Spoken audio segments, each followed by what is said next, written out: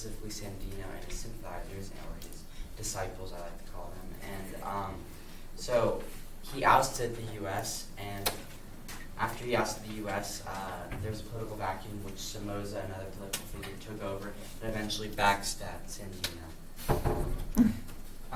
So Somoza led a very tight ship in the nation, and he actually had help from the U.S., and I like to call it a very kind of black and white place. He killed the leader of the newspaper there, so there's a lack of constitutional liberties and a lack of freedoms that occurred there. The FSLN, or the Sandinista movement, began to oust Somoza, and in this movement, one of the first times they got the upper hand over Somoza was during a hostage crisis,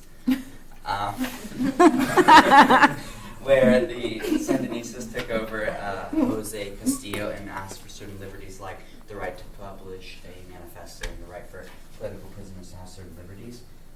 By this time, Somoza had already died, and Garcia was the new leader. And Garcia eventually fell, so the bubble that was Garcia's government eventually ruptured when the Sandinistas reunified after being a part of 3 different groups. And then this is sort of the perspective of the U.S. I like to look in hindsight kind of how obscure their allegiances really were. For example, the Iranian-Contra affair, the U.S. was not supposed to sympathize with the Iranians, but they did sell them weapons in order to fund the Contra affair to remove Sandinistas. That's it.